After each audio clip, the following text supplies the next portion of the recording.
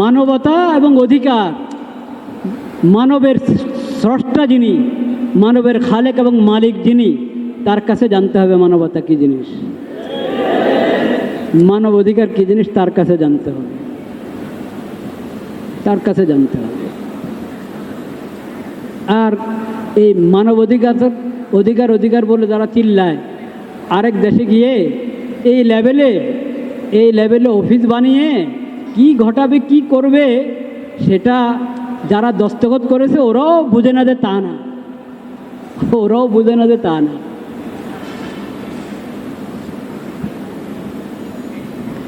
ওটার তালিকা সামনে আনেন।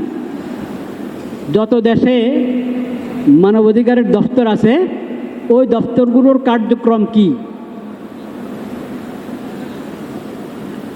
ওই দপ্তরগুলোর কার্যক্রম কি, ওটার তালিকা সামনে আনেন। কজন মহিলা মিরাজ পেয়েছে, কজন মহিলা মিরাজ পেয়েছে এই দপ্তরগুলোর মাধ্যমে, কজন মহিলা দ্বীনি শিক্ষা পেয়েছে এই দপ্তরগুলোর মাধ্যমে, কজন শিশুর জান রক্ষা হয়েছে এই দপ্তরগুলোর মাধ্যমে, কজন নারীর কিস্তির নামে এক তো সুদ দিয়ে তাদের দ্বীন ঈমান বরবাদ করছো, আবার সুদের ভিত্তিতে ঋণ দিয়ে তাদের দ্বীন ঈমান বরবাদ করছো, আর ঋণের নামে যদ্দূর দিচ্ছ এর কত গুণ বেশি তোমরা সুদ দিয়ে কামাই করছো। এটাকে তোমরা মানবাধিকার বলো। এরপরে আটকায় রাখো তালা দিয়ে, মহিলাকে তালা দিয়ে আটকায় রাখো, মহিলার ঘর ভেঙে নিয়ে আসো, এটা তোমাদের মানবাধিকার?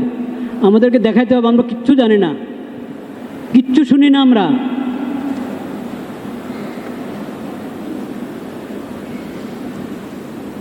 অশ্লীলতার বিস্তার, সুদের বিস্তার, এটাকে মানবাধিকার বলে না, এটা মানব বিধ্বংসী বিষয়।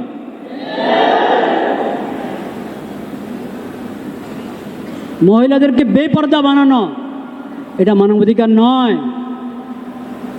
মহিলাদেরকে পুরুষ বানানো, পুরুষকে মহিলা বানানো মানবাধিকার নয়, এটা মানবতাকে ধ্বংসকারী।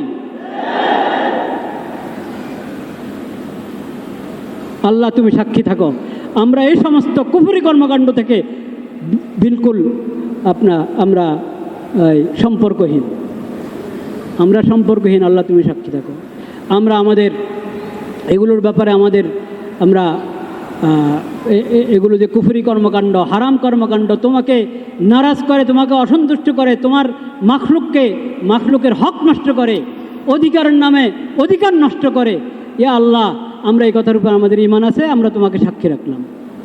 আর যারা অধিকার বিনষ্টকারী, অধিকার বিধ্বংসকারী কর্মকাণ্ডের সাথে যুক্ত, আমরা তাদের থেকে একবারে সম্পর্কহীন। আল্লাহ তুমি সাক্ষী থাকো।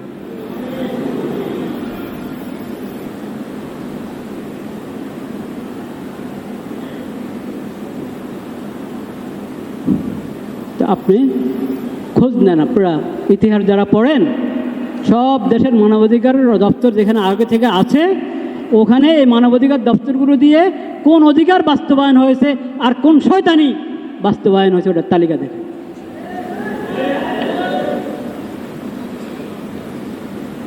প্রতারণা করা উচিত না কারোর জন্য। তুমি খারাপ কিছু করো, প্রতারণা করবা না, মানুষ জানুক যে তুমি খারাপ করছো। অন্যায় করবা, জুলুম করবা, অশ্লীলতার বিস্তার ঘটাবা, মানবতাকে নষ্ট করবা, আর এটার উপরে মানবতা অধিকারের লেবেল লাগাবা, এই প্রতারণা হারাম এবং কুফরি। যে বেদিন বেঈমান, আল্লাহর উপর ঈমান নাই, আখিরাতের উপর ঈমান নাই, তারা এরকম প্রতারণা করতে পারে। কিন্তু যে মুসলিম এবং মুসলিম দেশের শাসক, তারা এই প্রতারণায় প্রতারিত হওয়া একবারে অন্যায়।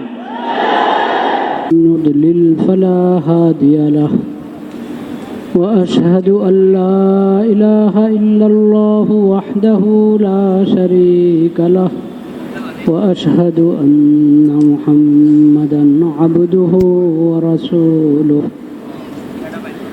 اللهم صل على سيدنا ومولانا محمد النبي الأمي وعلى آله وصحبه وسلم تسليما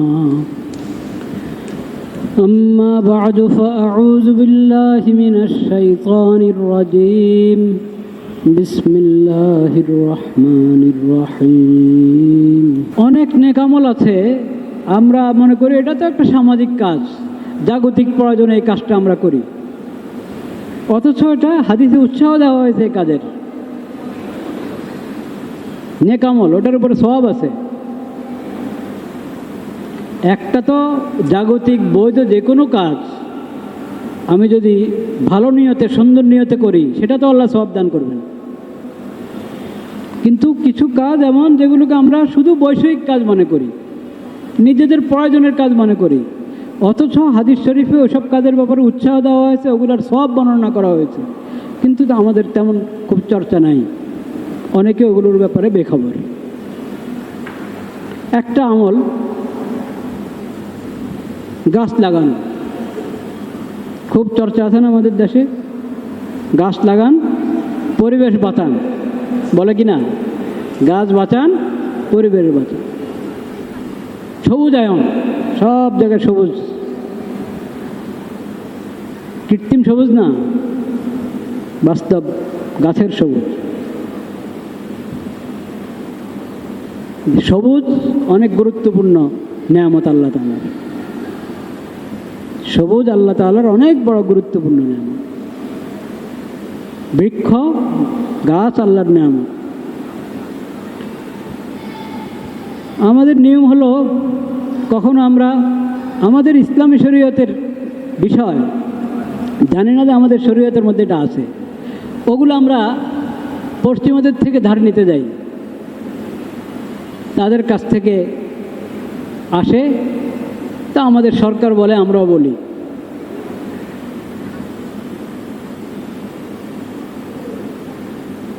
আর যদি টের পাওয়া গেল যে আচ্ছা এই ব্যাপারে কোনো হাদিস আছে, তো হুজুরদেরকে এই বিষয়ে হাদিসটা শোনায় দিন মুসল্লিদেরকে।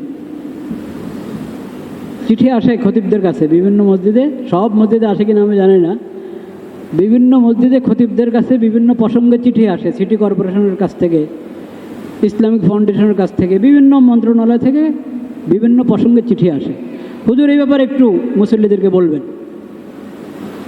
খুব ভালো এটা, কিন্তু এই চিঠিগুলো সব প্রসঙ্গে আসা দরকার।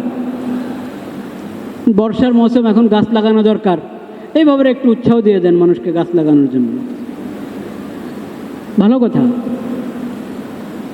এরকম প্রসঙ্গ তো অনেক আছে,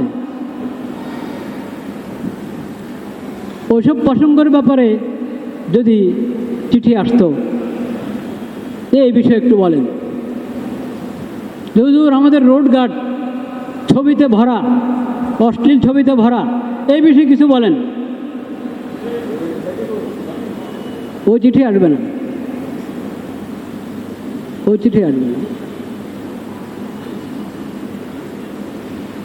হুজুর সুদ হারাম, এই বিষয়ে একটু বলেন মুসল্লিদেরকে। ঘুষ হারাম, এই বিষয়ে বলেন একটু মুসল্লিদেরকে, ওসব চিঠি আসবে না। ন্যায় বিচার ফরজ এবং শাসন ব্যবস্থা যেটার দ্বারা ইনসাফ প্রতিষ্ঠা হতে পারে, সেটা একমাত্র ইসলামী শরীয়তের মধ্যে আছে। এই বিষয়ে মুসল্লিদেরকে বোঝান, ওই চিঠি আমরা পাইনি এখন।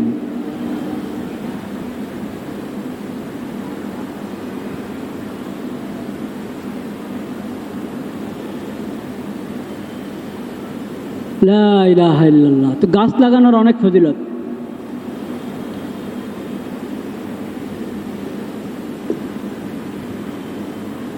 আপনারা জানেন, শুনেছেন হাদিসগুলো।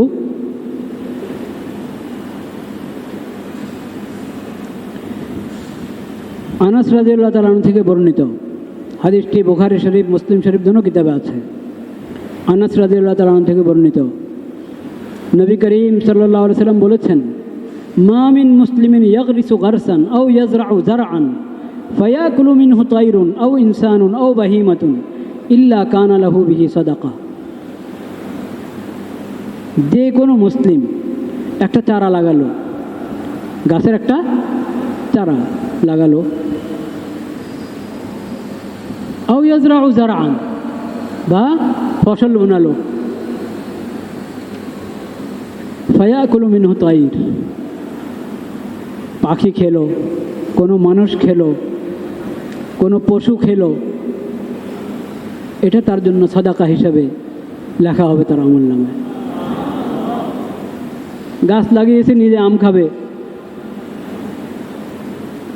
নিজে এটার ছায়া ভোগ করবে, কেন ওই গাছে অন্য কেউ ছায়া ভোগ করবে, আল্লাহর কোনো মাখলুক, খালি মানুষ না, এটা তার আমলনামা আল্লাহ লিখে দিবেন সব।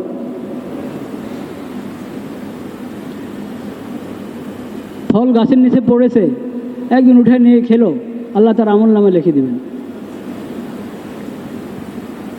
যতদিন এই গাছ চলতে থাকবে, যতদিন এই গাছ থেকে কেউ না কেউ কোনো না কোনোভাবে উপকৃত হবে, এ সব আল্লাহ তার আমলনামা লিখবেন।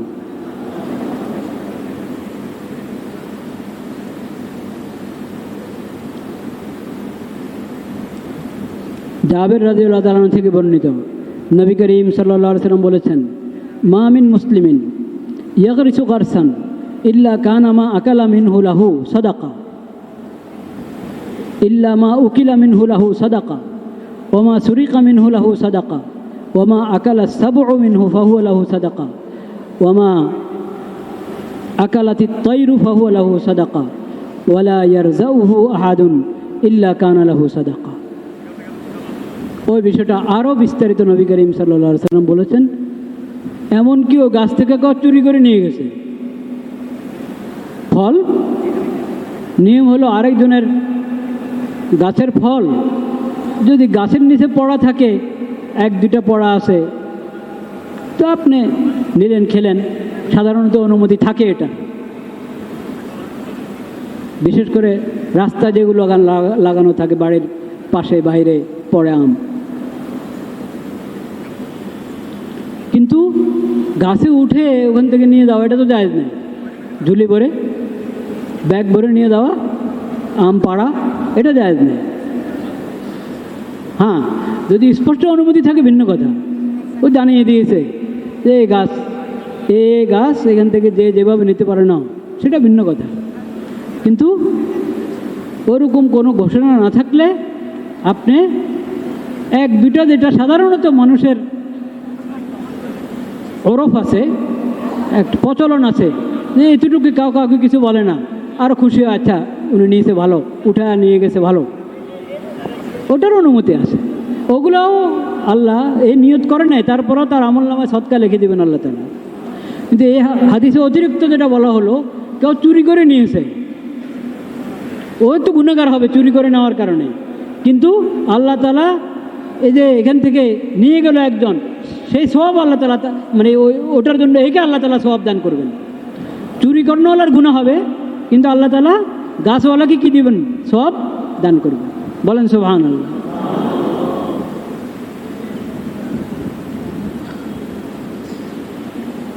এরকম অনেক হাদিস, একটা তো এমন যে শুনে অবাক হবেন।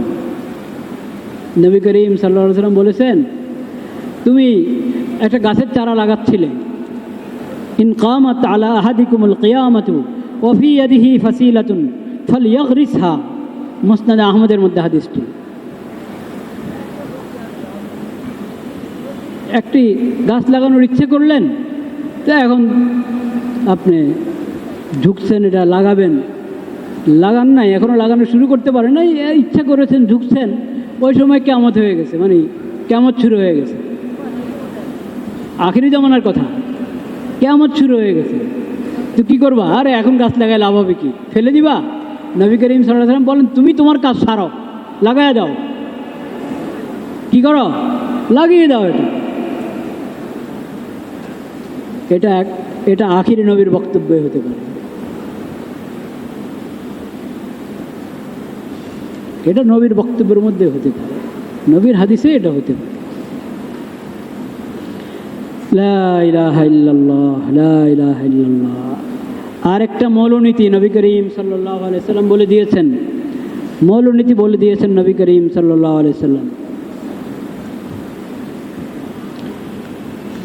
সাহাল ইবনে মুআয রাদিয়াল্লাহু তাআলা আনহু হাদিসটি বর্ণনা করেছেন, মান বানা বুনিয়ানান মিন গায়রি যুলমিন ওয়ালা আতিদাইন আও গারাসা গারসান ফি গায়রি যুলমিন ওয়ালা আতিদাইন কানা লাহু আজরুন জারিন মান তাফা বিহি মিন খালকিল্লাহি তাআলা তাবারাকা ওয়া তাআলা।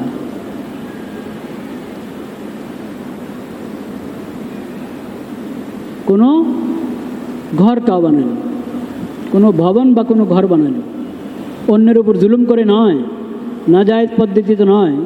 নবী করিম সাল্লাল্লাহু আলাইহি ওয়াসাল্লাম বলে দিয়েছেন সাথে, মিন গায়রি যুলমিন ওয়ালা আতিদাই, কারো উপরে জুলুম করে, মানে অন্যের জায়গা দখল করে ঘর বানালা, তাই না? অর্থ যেটা দিয়ে ঘর বানিয়েছো সেটা জুলুমের অর্থ, ওরকম না। হালাল অর্থ দিয়ে হালাল জায়গায় তুমি একটা ঘর বানাইলা, ছোট হোক বড় হোক। একটা গাছ লাগাইলা, ওটাও জুলুম ছাড়া, ন্যায়ভাবে একটা গাছ লাগাইলা। দোনোটা, এই ভবন, ঘর আর এই গাছ যতদিন থাকবে আল্লাহর যে কোনো মখলুক এটা থেকে উপকৃত হবে, তার জন্য এটা সাদাকায়ে জারিয়া হয়ে থাকবে, সওয়াব চলতেই থাকবে। মুসনাদ আহমদের 15,616 নম্বর হাদিস। আরও আছে হাদিস, আমি এতটুকু বললাম। এতটুক এই যে নবী করিম সাল্লাল্লাহু আলাইহি ওয়াসাল্লামের শিক্ষাগুলো এই পর্যন্ত, এটা আমাদের বুঝে আসে সহজে, আমাদের বুঝে আসে সহজে। গাছ লাগানোর কত ফায়দা আমরা জানি। আচ্ছা, আমাদের নবীজি এমন উপকারী, এমন গুরুত্বপূর্ণ একটা জরুরি কাজের উপর আমাদেরকে সতর্ক করেছেন, উদ্বুদ্ধ করেছেন, আমাদের কাছে ভালো লাগে, খুশি লাগে। কিন্তু মনে রাখবেন, নবী করিম সাল্লাল্লাহু আলাইহি সাল্লামের শিক্ষা এখানে শেষ না, এখানে শেষ না। নবী করিম সাল্লাল্লাহু আলাইহি সাল্লামের শিক্ষা হলো, তার শিক্ষার মধ্যে পূর্ণতা রয়েছে। তার শিক্ষার মধ্যে এই দিক সেই দিক, ভিতর বাহির, ইহকালীন এবং পরকালীন, এই দুঃখ, এই কি বলে, এই জগৎ আর সেই জগৎ, দিলের জগৎ আর এই জগৎ দুনিয়া, ওই জগৎ আখিরাত, দিলের জগৎ কলব আর বাইরের জগৎ আমার দেহ, দৃশ্য পরিবেশ অদৃশ্য পরিবেশ, সব কিছুর ব্যাপারে নবী করিম সাল্লাল্লাহু আলাইহি ওয়াসাল্লামের হাদিসে, নবী করিম সাল্লাল্লাহু আলাইহি ওয়াসাল্লামের সিরতে শিক্ষা রয়েছে। মুমিন সে, মুসলিম সে, যে নবী করিম সাল্লাল্লাহু আলাইহি ওয়াসাল্লামের যাবতীয় শিক্ষাকে গ্রহণ করে। জাগতিক শিক্ষা এবং আখিরাতের শিক্ষা, বাহিরের জগতের শিক্ষা, ভিতরের জগতের শিক্ষা, দৃশ্য জগতের শিক্ষা, অদৃশ্য জগতের শিক্ষা, সকল শিক্ষাকে গ্রহণ করে, সে হলো আসল মুসলিম, প্রকৃত মুসলিম, প্রকৃত মুমিন। মুসনাদ আহমদের মধ্যে আরেকটি হাদিস, 17,787 নম্বর হাদিস। সাহাবী বলেন, সামিতুন নবী সাল্লাল্লাহু আলাইহি ওয়াসাল্লাম ইয়াকুল ওয়ালা ইয়াজালুল্লাহু ইয়াগরিসু ফি হাযা ad-দীন বিগারসিন ইস্তামিলুহুম ফি তাআতিহি। আপনি তো গাছের চারা রোপণ করেন নাকি? চারা রোপণ করেন। নবীজি যেমন চারা রোপণ করার কথা শিখিয়েছেন, তেমন বলেছেন মানব চারাও রোপণ করো। গাছের চারা যেমন রোপণ করবে, তোমরা কি মানব চারা রোপণ করো। মানব চারা রোপণ মানে তোমার দৃশ্যমান পরিবেশকে দোষমুক্ত করার জন্য, পরিবেশকে বাঁচানোর জন্য তুমি যেরকম গাছের চারা লাগাচ্ছ, ইমানি পরিবেশ লাগবে না তোমার? ইমানি পরিবেশ ঠিক করতে হবে না? অদৃশ্য জগতের পরিবেশ ঠিক করতে হবে না? ওই পরিবেশ ঠিক করার জন্য মানব গাছের চারা লাগাও। অর্থাৎ তোমার সন্তানকে মানুষ হিসেবে তৈরি করো, আল্লাহর নেকবন্দা হিসেবে তৈরি করো, যাতে সে আল্লাহর আনুগত্য করে, আল্লাহর রাসূলের আনুগত্য করে, সে আল্লাহর বন্দাদের, আল্লাহর মাখলুকদের সেবা করার যোগ্যতা অর্জন করতে পারে। সে মানুষ হয়ে মানুষের কাজে আসে, এমনভাবে নিজের সন্তানকে তৈরি করো। ওই সন্তান হলো মানব গাছের চারা। মানব চারা রোপণ করো মানে তাকে শিক্ষা দাও, তালিম করো, তরবিয়ত করো। আল্লাহ তোমাকে তৌফিক দিবেন। আল্লাহ যেরকম তুমি এই গাছ লাগালে এই গাছ বড় করে দেন, এই গাছকে ফলওয়ালা বানান, ছায়াওয়ালা বানান। তুমি যদি তোমার সন্তানকে ভালো করতে চাও, তাকে তালিম দিতে চাও, তরবিয়ত করতে চাও, মানুষ বানাইতে চাও, নেকবান্দা বানাইতে চাও, সমাজের জন্য উপকারী বানাইতে চাও, তো আল্লাহ তাআলা সেই তৌফিক তোমাকে দান করবেন। লা ইয়াজালুল্লাহু ইয়াগরিসু ফি হাদা দ্বীন বিগরসিন ইস্তামিলুহুম ফি তাআতিহি।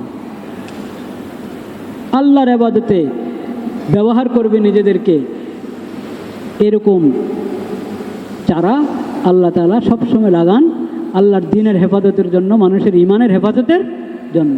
আল্লাহ লাগান মানে আল্লাহর বান্দাকে আল্লাহ তৌফিক দেন। তো তুমি নিয়ত করো, হিম্মত করো, লাগাও, আল্লাহ তাআলা কি দিবেন? বরকত দিবেন।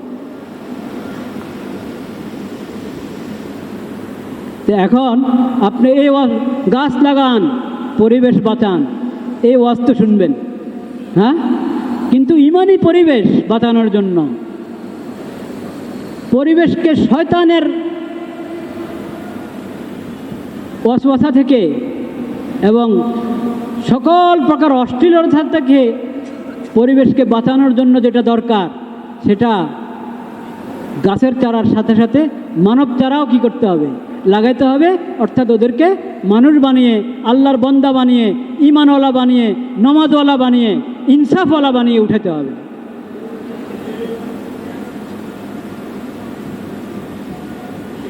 এটা হলো নবী করিম সাল্লাল্লাহু আলাইহি ওয়াসাল্লামের শিক্ষা। এই গাছও লাগাও, সেই গাছও লাগাও। শুধু একটা বলে ক্ষান্ত হবেন না, গাছ লাগান, পরিবেশ লাগান না, অবশ্যই গাছ লাগান, পরিবেশ লাগান, সাথে ভিতরের পরিবেশ। গাছ লাগাচ্ছেন, কত সুন্দর আবহাওয়া, কত সুন্দর আবহাওয়া, কিন্তু মনে শান্তি নাই, দিলে শান্তি নেই। কেন দিলে শান্তি নেই? কেন?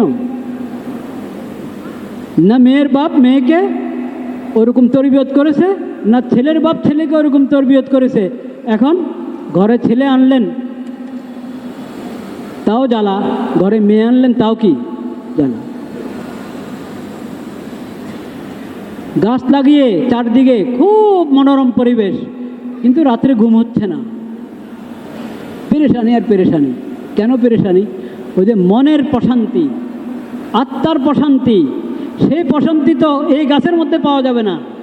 সেই প্রশান্তি পাওয়া যাবে নবী করিম সাল্লাল্লাহু আলাইহি ওয়াসাল্লামের সিরত যদি শিখিয়ে দিতাম। মেয়ের বাপ মেয়েকে শেখাতো, ছেলের বাপ ছেলেকে শেখাতো, তো এখন দুজনের মাঝে অনেক মিল মহব্বত হতো, সবাই সবাইকে বুঝতে পারতো, কেউ কারো উপরে জুলুম করতো না, জবানের দ্বারা হাতের দ্বারা কোনো কষ্ট দিত না, একজন আরেকজনকে পিট করে শুয়ে থাকতো না।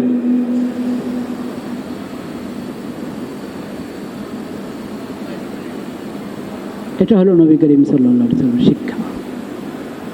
এটা আমাদেরকে বুঝতে হবে। নবী করিম সাল্লাল্লাহু আলাইহি ওয়াসাল্লামের শিক্ষা যেটা আমার ক্ষুদ্র দিমাগে ঢুকে ওটাই নিলাম, আর যেটা অনেক উপকারী আমার বুঝার শক্তি নাই, সামর্থ্য নাই, সেজন্য ওটা গ্রহণ করলাম না। এটা তো মুমিনের কাজ হতে পারে না, মুসলিমের কাজ হতে পারে না। মুমিন তো বলবে আমার নবী বলেছেন, রসুল বলেছেন, বাস কথা শেষ। এটার মধ্যে আমার কল্যাণ আছে, মাখলুকের কল্যাণ আছে, এটা আমাকে গ্রহণ করতে হবে।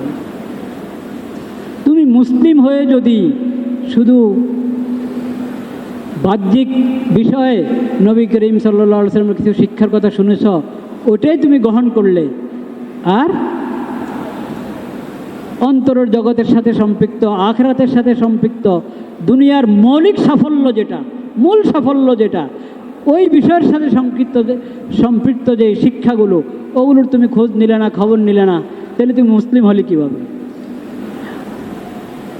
এইগুলো তো ওরাও নেয়, যাদের নবীর উপরে ঈমান নাই, আখির নবী সাল্লাল্লাহু আলাইহি সাল্লামের উপরে যাদের কি নাই, ঈমান নাই, ইসলাম মানে না, শরীয়তের শিক্ষা মানে না, তারাও তো গ্রহণ করে।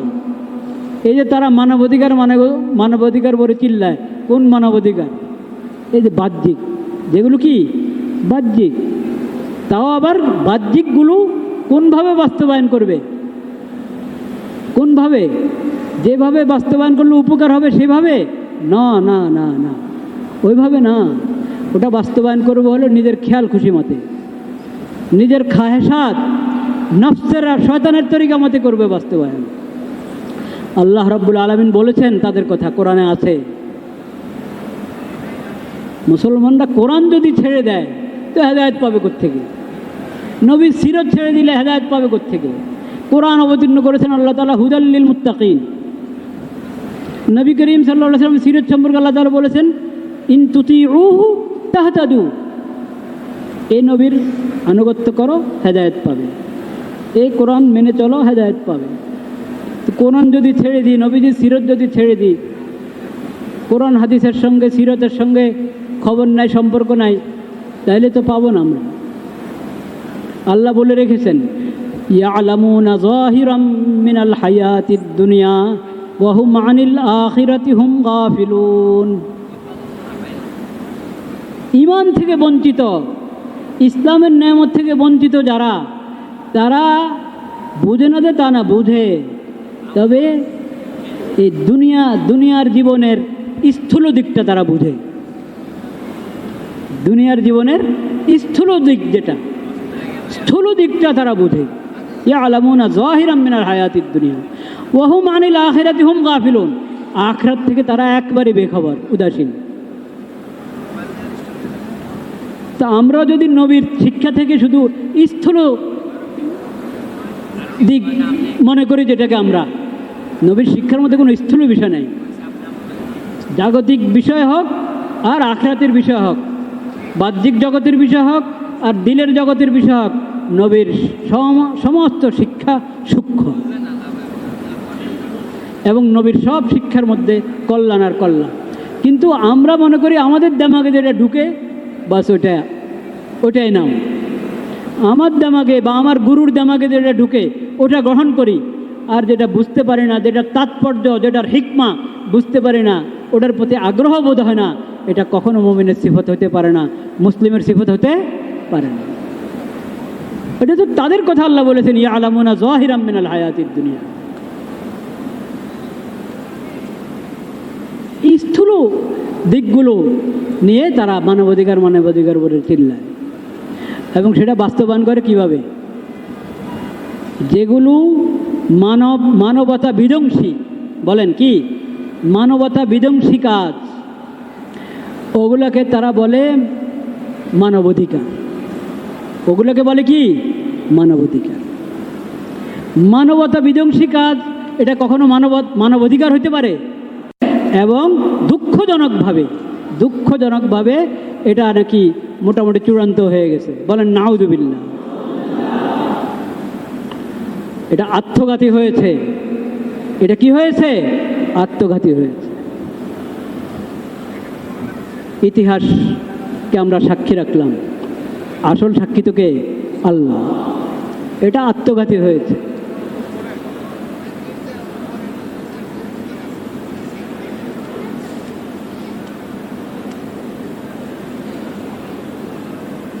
মানবতা এবং অধিকার, মানবের স্রষ্টা যিনি, মানবের খালেক এবং মালিক যিনি, তার কাছে জানতে হবে মানবতা কি জিনিস, মানব অধিকার কি জিনিস, তার কাছে জানতে হবে, তার কাছে জানতে হবে। আর এই মানব অধিকার বলে যারা চিল্লায়, আরেক দেশে গিয়ে এই লেভেলে অফিস বানিয়ে কি ঘটাবে, কি করবে, সেটা যারা দস্তখত করেছে ওরাও বুঝে না যে তা না,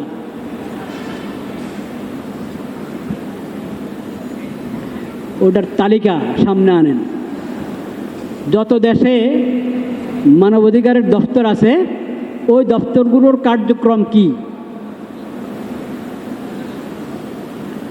ওই দপ্তরগুলোর কার্যক্রম কি ওটার তালিকা সামনে আনেন। কজন মহিলা মিরাজ পেয়েছে, কজন মহিলা মিরাজ পেয়েছে এই দপ্তরগুলোর মাধ্যমে, কজন মহিলা দ্বীনি শিক্ষা পেয়েছে এই দপ্তরগুলোর মাধ্যমে,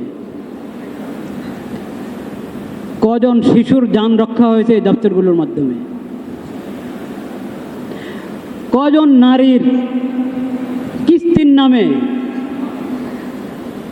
এক তো সুদ দিয়ে তাদের দ্বীন ঈমান বরবাদ করছো, আবার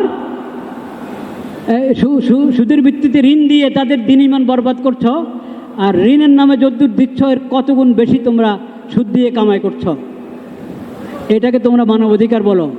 এরপরে আটকায় রাখো তালা দিয়ে, মহিলাকে তালা দিয়ে আটকায় রাখো, মহিলার ঘর ভেঙে নিয়ে আসো, এটা তোমাদের মানবাধিকার? আমাদেরকে দেখাইতে হবে আমরা কিচ্ছু জানি না, কিচ্ছু শুনি না আমরা।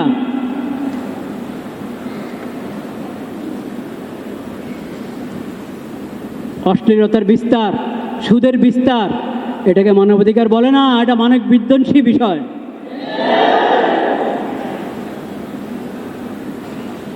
মহিলাদেরকে বেপর্দা বানানো, এটা মানবাধিকার নয়।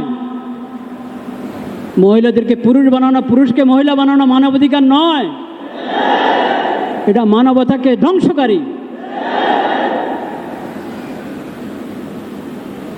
আল্লাহ তুমি সাক্ষী থাকো, আমরা এই সমস্ত কুফরি কর্মকাণ্ড থেকে বিলকুল আমরা সম্পর্কহীন, আমরা সম্পর্কহীন। আল্লাহ তুমি সাক্ষী থাকো, আমরা আমাদের এগুলোর ব্যাপারে আমরা এগুলো যে কুফরি কর্মকাণ্ড, হারাম কর্মকাণ্ড তোমাকে নারাজ করে, তোমাকে অসন্তুষ্ট করে, তোমার মাখলুকের হক নষ্ট করে, অধিকারের নামে অধিকার নষ্ট করে, ইয়া আল্লাহ আমরা এই কথার উপর আমাদের ঈমান আছে, আমরা তোমাকে সাক্ষী রাখলাম। আর যারা অধিকার বিনষ্টকারী, অধিকার বিধ্বংসকারী কর্মকাণ্ডের সাথে যুক্ত, আমরা তাদের থেকে একবারে সম্পর্কহীন। আল্লাহ তুমি সাক্ষী থাকো।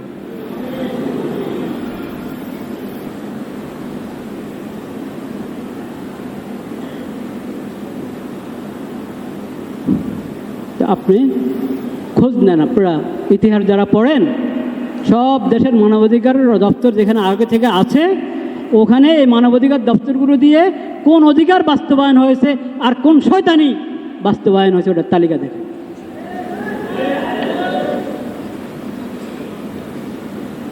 প্রতারণা করা উচিত না কারোর জন্য। তুমি খারাপ কিছু করো, প্রতারণা করবা না, মানুষ জানুক যে তুমি খারাপ করছো। অন্যায় করবা, জুলুম করবা, অশ্লীলতার বিস্তার ঘটাবা, মানবতাকে নষ্ট করবা, আর এটার উপরে মানবতা অধিকারের লেবেল লাগাবা, এই প্রতারণা হারাম এবং কুফরি। যে বেদিন বেঈমান, আল্লাহর উপর ঈমান নাই, আখিরাতের উপর ঈমান নাই, তারা এরকম প্রতারণা করতে পারে। কিন্তু যে মুসলিম এবং মুসলিম দেশের শাসক, তারা এই প্রতারণায় প্রতারিত হওয়া একবারে অন্যায়।